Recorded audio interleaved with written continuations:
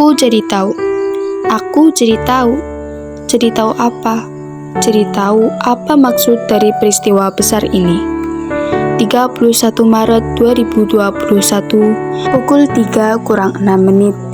Duniaku hancur, hatiku lebur, pandanganku kabur, ragaku seakan tak bernyawa. Entah apa yang aku pikirkan, aku tak tahu arah. Tepat saat itu, aku dikabarkan, cinta pertamaku, duniaku, belahan jiwaku, penyemangatku yang sudah biasa aku panggil Papa, telah pergi dari dunia. Tak ada lagi suara mobil pick up di pagi hari yang berisik saat Papa akan berangkat kerja. Tak terdengar lagi suara, "Mbak, temenin Papa kopi." saat ayahku pulang kerja. Tak terdengar lagi suara, "Harap jajan apa, Mbak?" saat ayahku melihat raut wajahku yang murung. Ayahku pergi karena kecelakaan setelah menghantarkan pujaan hatinya, mamaku, untuk pergi kajian. Pantas saja hatiku berkata, "Duh, kenapa harus diantar Papa ya?" Ternyata itu sebuah pertanda. Tak lama kemudian, mamaku pulang. Mama memeluk ragaku yang terdiam dan menangis di sudut ruangan sambil berkata dengan lembut, "Kelas ya, Fa? Maafin Papa ya." Aku hanya bisa mengangguk. Saat itu juga, raga ayahku yang sudah tak berjiwa ada di hadapanku. Darahnya masih menetes akibat benturan di kepalanya. Adikku pun ikut menangis sejadi-jadinya. Dia kehilangan cinta pertamanya sejak umur 10 tahun. 10 tahun bukanlah angka yang tua. Dia masih terlalu kecil untuk menjalani peristiwa besar ini. Aku memeluknya dengan erat sambil menenangkannya. Aku pun begitu. Tangisanku tak tertahan lagi melihat darah ayahku yang terus menetes. "Pasti sakit ya, Pak? Maaf ya, Pak, aku sering bikin Papa marah. Maaf ya, Pak, aku belum bisa bikin Papa bangga," kata hatiku. Makin lama, makin banyak orang yang berdatangan di rumahku untuk menghantarkan ayahku ke pemakaman. Aku begitu terkejut. Ternyata banyak sekali orang-orang yang bahkan aku tidak kenal pada saat itu datang hanya untuk menghantarkan pemakaman ayahku. Aku bersyukur. Itu artinya ayahku orang yang baik. Aku kehilangan ayah pada saat aku duduk di bangku kelas 6 akhir. Rencanaku, aku akan mengajak kedua orang tuaku untuk melihatku berdiri di panggung kelulusan. Rencana itu hilang terbawa air mataku. Sebentar lagi aku akan lulus. Aku sempat mengadu kepada Allah, "Ya Allah, kenapa harus ayahku yang Engkau minta? Aku salah apa? Ayahku salah apa? Keluargaku salah apa? Lihat sekarang, ayahku tidak bisa melihatku di panggung kelulusanku. Harusnya ayah dan ibuku bisa melihat aku di hari kelulusanku. Tidak hanya ibuku." Sejujurnya, itu adalah kebodohanku berkata seperti itu kepada Allah. Padahal aku tahu, di balik peristiwa hebat ini, ada hikmah yang bisa aku petik. Pada saat hari kelulusan tiba, ibuku dan kakak perempuanku datang untuk melihatku, adikku. Dia berada di satu sekolah sama denganku. Jadi, sudah pasti dia melihatku dan dia mengisi pensi di acaraku. Sejujurnya, aku tak bahagia. Rencana awalku hilang begitu saja. Namun, apa boleh buat? Allah sudah berkehendak. Aku hanya bisa pasrah. Ada perpisahan, ada pertemuan. Aku berpisah dengan teman-teman SD-ku, tetapi Allah mempertemukanku dengan teman-teman SMP-ku yang sekarang.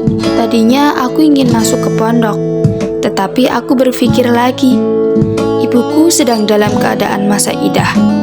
Masa idah itu sebutan bagi istri yang ditinggal mati suaminya dan tidak boleh keluar rumah selama 40 hari.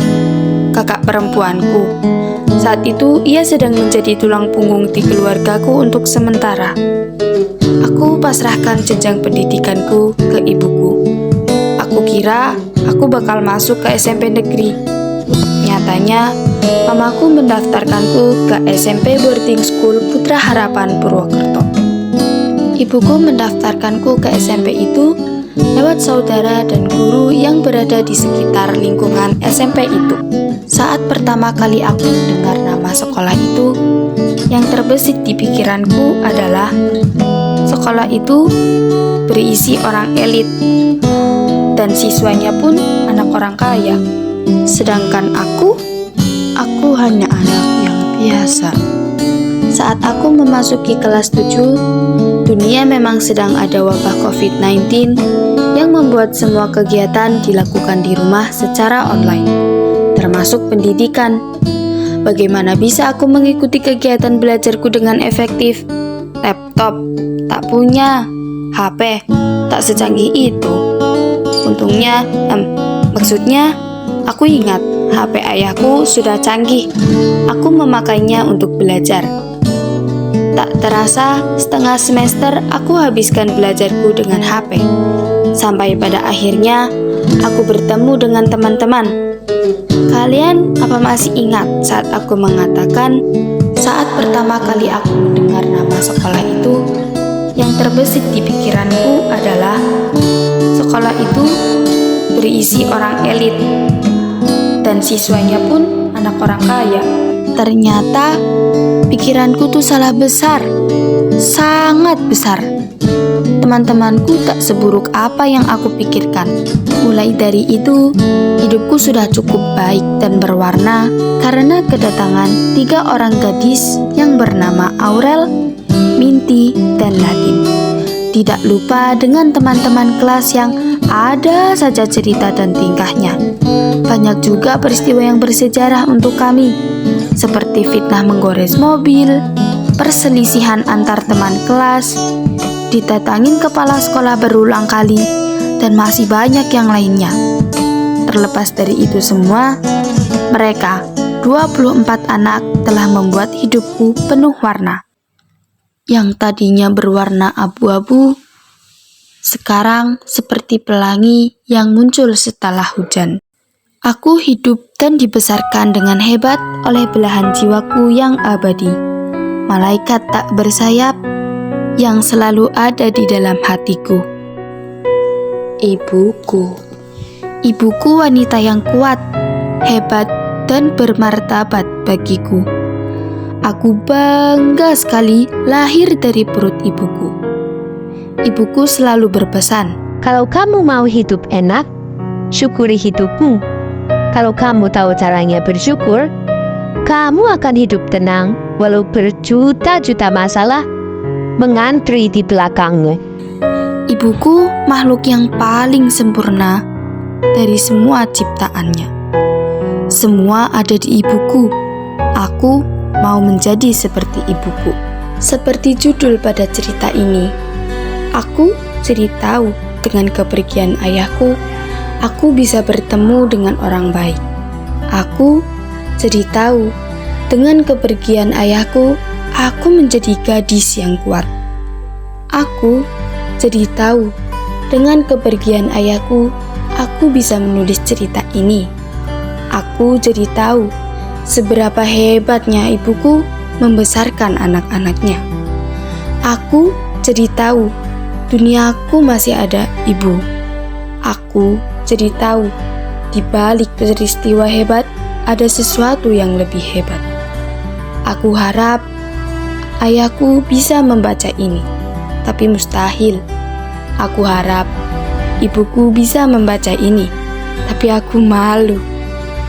Aku harap kepada teman-teman senasib harus tetap semangat.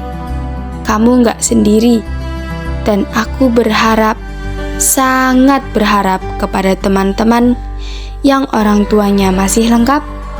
Sayangilah mereka.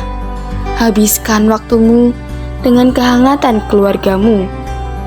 bukan dengan setan kepeng yang setiap hari engkau pegang. Karena suatu hari nanti, kamu akan tahu apa arti kehilangan yang sesungguhnya. Mungkin ini ending dari cerita ini. Terima kasih.